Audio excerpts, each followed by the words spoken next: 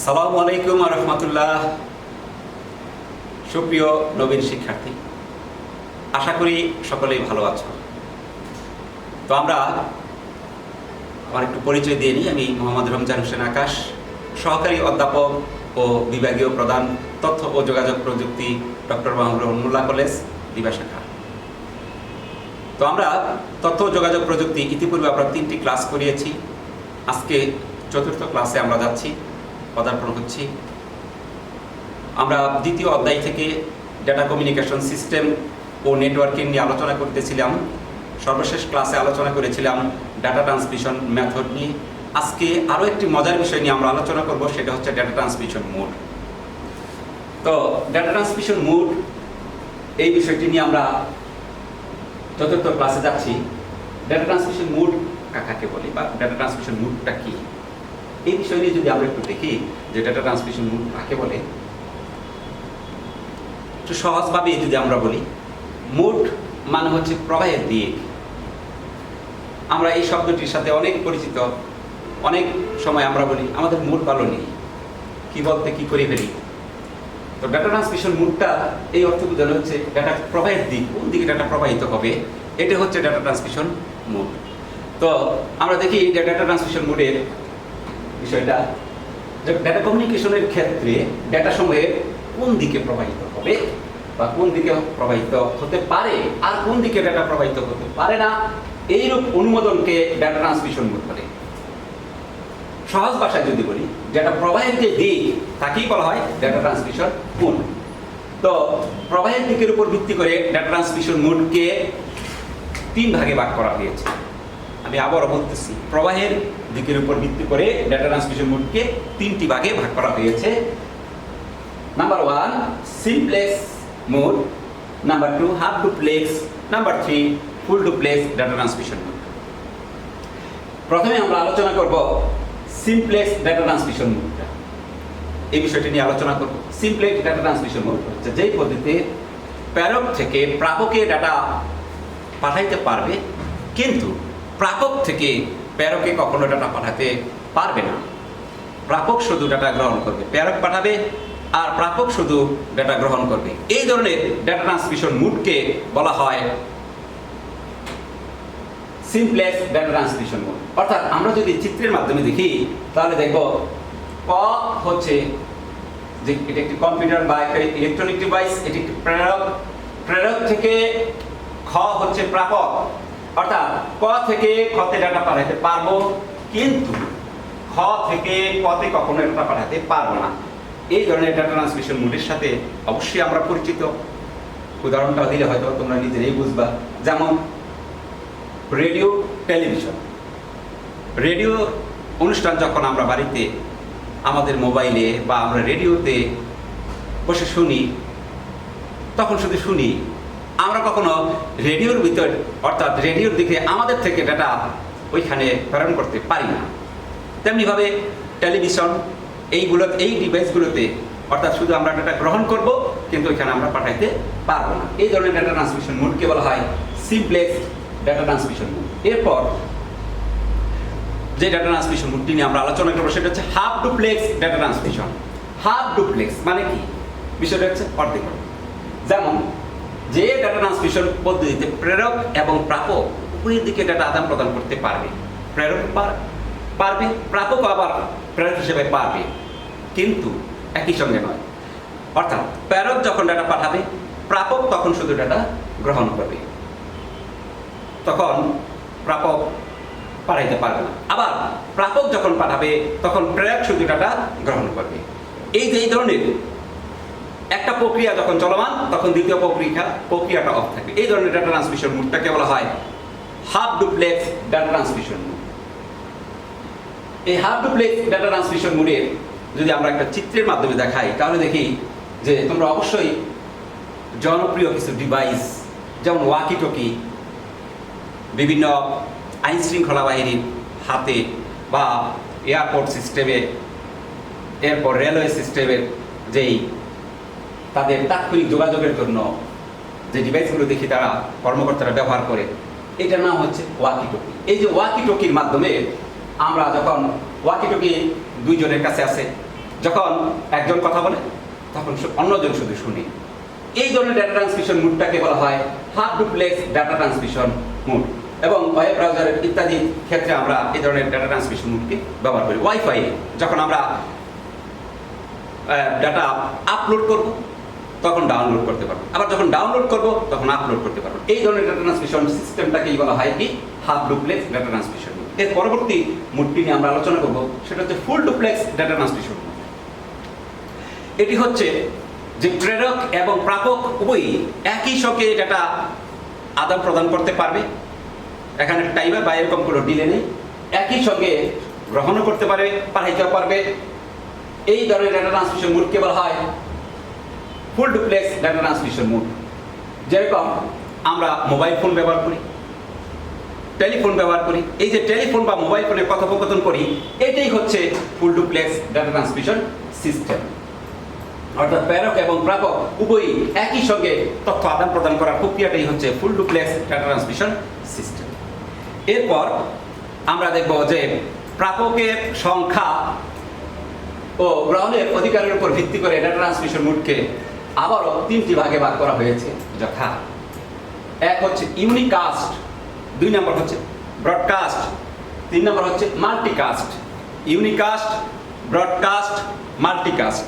তো unicast data transmission মোডটা কি? Unicast data transmission হচ্ছে যে পদ্ধতিতে ডাটা কেবল মাত্র একজন প্রাপকের কাছে ডাটা পাঠাবে। প্রাপক অনেকগুলো থাকবে কিন্তু একজনের কাছে ডাটা পাঠাতে পাঠানো যায়, তাকে ইউনিকাস্ট ডাটা ট্রান্সমিশন মোড বলে।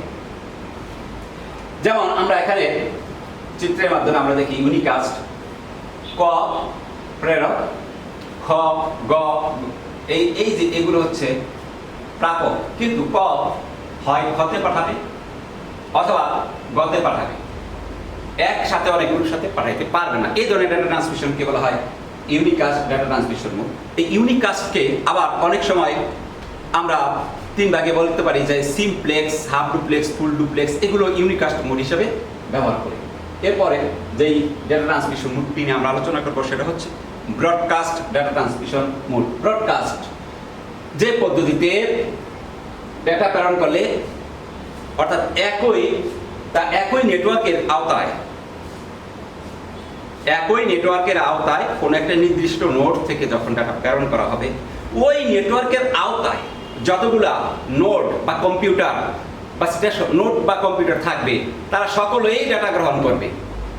আমি আবারও বলি, একটা সুনির্দিষ্ট একটা নেটওয়ার্ক এরিয়ায় যখন একটি নোড থেকে ডাটা পাঠানো হবে, তখন সবগুলো নোড ওই নেটওয়ার্কের আওতায় যতগুলো নোড আছে, অর্থাৎ যতগুলো কম্পিউটার আছে বা টেলিভিশন আছে বা রেডিও আছে, সবগুলো কম্পিউটার, টেলিভিশন বা রেডিওতে একই সঙ্গে সম্প্রচার হবে। এই ধরনের ডাটা ট্রান্সমিশন মোডটিকে বলা হয় ব্রডকাস্ট। অর্থাৎ আমরা যদি চিত্রের মাধ্যমে দেখি, যেমন টেলিভিশন, রেডিও, চিত্রের মাধ্যমে আমরা যদি দেখি তাহলে দেখি যে একটি নোড,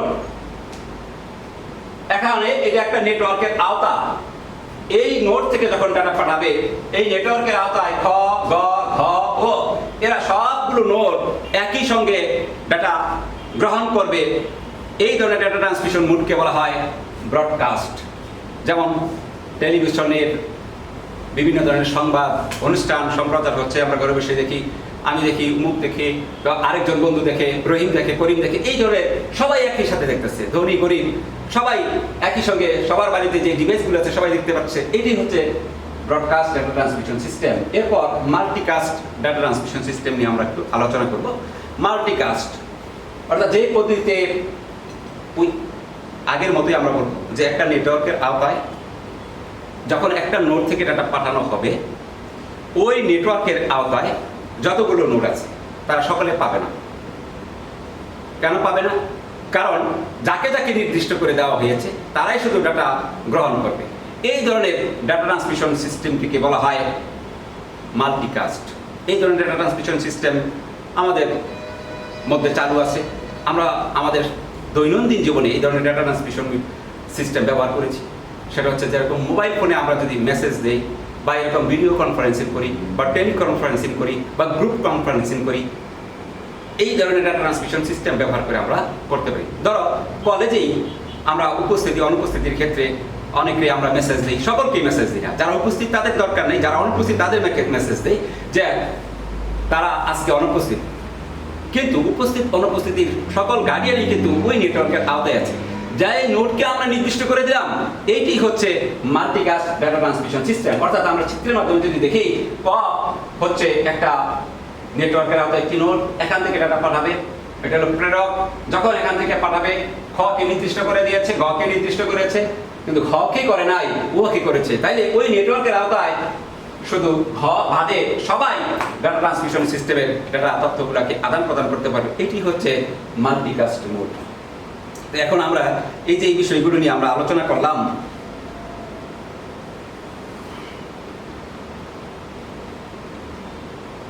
এরপর আমরা এই 4টি ক্লাসে যে আলোচনা করলাম সেই আলোচনার পরিপ্রেক্ষিতে আমরা কিছু সৃজনশীল প্রশ্ন বা হোমওয়ার্ক হিসেবে তোমাদেরকে দিয়ে দেব, যেটা তোমরা বাসায় প্র্যাকটিস করবা। আমরা প্রথমে আলোচনা করেছিলাম data transmission, data communication system নিয়ে। এরপর কমিউনিকেশনের যেই মৌলিক উপাদানগুলো আছে এগুলো নিয়ে আলোচনা করেছিলাম। এরপর আমরা আলোচনা করেছিলাম ব্যান্ডউইথ নিয়ে, আলোচনা করেছিলাম ডাটা ট্রান্সমিশন মেথড নিয়ে। এরপর আলোচনা করেছি সর্বশেষ আজকের ক্লাসে আমরা আলোচনা করলাম ডাটা ট্রান্সমিশন মোড নিয়ে। এগুলো দিয়ে যদি বোর্ডে বা আমাদের কলেজে সেমিস্টার পরীক্ষার প্রশ্ন আমরা যা শিখলাম এর উপর যদি সৃজনশীল প্রশ্ন দাঁড় করাই, তাহলে তোমরা আনসার করতে পারবা কিনা তার একটি উদাহরণ আমরা দিয়ে দিচ্ছি। যে সৃজনশীল প্রশ্ন, আমরা একটা উদ্দীপক দেখি যে নাসির ও আহনাফ দুজন একটি চায়ের দোকানে বসে চা খাচ্ছে। এমন সময় একটি পুলিশ ভ্যান এসে দোকানের সামনে দাঁড়ালো। পুলিশ ভ্যান থেকে একজন পুলিশ নেমে একটি ডিভাইসের মাধ্যমে কথা বলছে এবং কথা বলা শেষে হলে অপর পক্ষ থেকে কথা বলার সিগন্যাল দিচ্ছে। এইরূপ এরপর নাসিরের বাসা থেকে তার নিকট মোবাইল ফোনে কল আসলো। কথা বলা শেষ হলে নাসির দোকানের যে রেডিও ছিল সেখানে আবহাওয়ার বার্তা শুনতে লাগলো। অবশেষে তারা তাড়াতাড়ি করে বাসায় ফিরে আসলো। এখানে প্রশ্ন 1 নম্বর প্রশ্ন উদ্দীপকের জ্ঞান। প্রশ্নটা হচ্ছে ডেটা কমিউনিকেশন কি। আমরা প্রথম ক্লাসে এটা বুঝিয়ে দিয়েছিলাম। সিনক্রোনাস টু এসিনক্রোনাস ডেটা ট্রান্সমিশনের তুলনামূলক আলোচনা করো। তৃতীয় ক্লাসে আমরা এই বিষয়টি নিয়ে আলোচনা করেছিলাম। পুলিশের ব্যবহৃত ডিভাইসটি ডেটা ট্রান্সমিশন মোডের ধরন ব্যাখ্যা করো। এটা আমরা চতুর্থ ক্লাসে আজকের ক্লাসে ব্যাখ্যা করেছি। নাসির ও দোকানদারের ব্যবহৃত ডিভাইসগুলোর মধ্যে কোনটি ডাটা ট্রান্সমিশন মোড বেশি সুবিধাজনক, বিশ্লেষণপূর্বক মতামত দাও। আশা করি এই সৃজনশীল প্রশ্নটি তোমরা অবশ্যই বুঝতে পেরেছ এবং বাড়িতে এটা নিয়ে কাজ করবা। এরপরের সৃজনশীল প্রশ্ন আমরা তোমাদের সামনে উপস্থাপন করলাম। 2টা চিত্র দিয়ে দিলাম। এই চিত্রটি কিসের? এই চিত্রটি কিসের? আমাদের লেকচারগুলোতে দেখলে তোমরা এই চিত্রগুলো অবশ্যই বুঝবা যে এই 2টা চিত্র কাকে কাকে কি কি মিন করে। প্রশ্ন ক ডাটা ট্রান্সমিশন মোড কি? খ সিনক্রোনাসে ব্লক আকারে ডাটা ট্রান্সমিশন করে ব্যাখ্যা করো। গ চিত্র 1 এর মৌলিক উপাদানসমূহ ব্যাখ্যা করো। ঘ চিত্র 2 এর ব্যান্ডগুলো ব্যাখ্যা করো। তাহলে অবশ্যই আশা করি সুপ্রিয় শিক্ষার্থীরা আমার এই আজকের যে ক্লাসের যে সামারি তোমরা অবশ্যই বুঝতে পেরেছ। আমরা তখনই বুঝতে পারবো যখন একটা সৃজনশীল প্রশ্নকে আমরা আনসার করতে পারি, সেই প্রশ্ন বুঝে আমরা এই প্রশ্নগুলো আনসার করতে পারি। তাইলে আমি সার্থক হবো যে হ্যাঁ আমার লেকচারটা তোমরা বুঝতে পেরেছ এবং এই প্রশ্নগুলো তোমরা নিজেরাই উত্তর দিতে পারো। এখানে দেওয়া আছে প্রথম যে চিত্রটা দেওয়া আছে আমি একটু বলে দিই। এটা দেওয়া আছে ডাটা ট্রান্সমিশনের যে সিস্টেমের মৌলিক উপাদান, ডাটা কমিউনিকেশনের মৌলিক উপাদান 5টি। এই 5টি সম্পর্কে ব্যাখ্যা করবা। এরপরে দেওয়া আছে ব্যান্ডউইথ। দেখো 3টা ব্যান্ডউইথ এখানে দেওয়া আছে। একটা খুব ধীর গতিতে, একটা মধ্যম গতিতে, একটা উচ্চ গতিতে যাচ্ছে। তাই এই 3টা ডাটা ট্রান্সমিশন মেথড অর্থাৎ ব্যান্ডউইথ নিয়ে আমরা আলোচনা করবা। তো এই পর্যন্ত আমরা আজকে রাখি। সবাই ভালো থাকবা, সুস্থ থাকবা, সবাই নিরাপদে থাকবা। আর বাসায় যেহেতু তোমরা নবীন শিক্ষার্থী, সময়কে অপচয় করবা না। আমাদের ক্লাসগুলো মনোযোগ দিয়ে দেখবা, এগুলো প্র্যাকটিস করবা। বাসায় যত পারো তত কাজ করবা। কারণ কলেজে থাকলে, একটা পরিবেশে থাকলে তুমি সবসময় একটা চাপে থাকতা। আর সেই চাপ তো এখন আমরা মহামারীর কারণে দিতে পারছি না। আশা করি সকলেই ভালো থাকবা, সুস্থ থাকবা। আসসালামু আলাইকুম ওয়া রাহমাতুল্লাহ।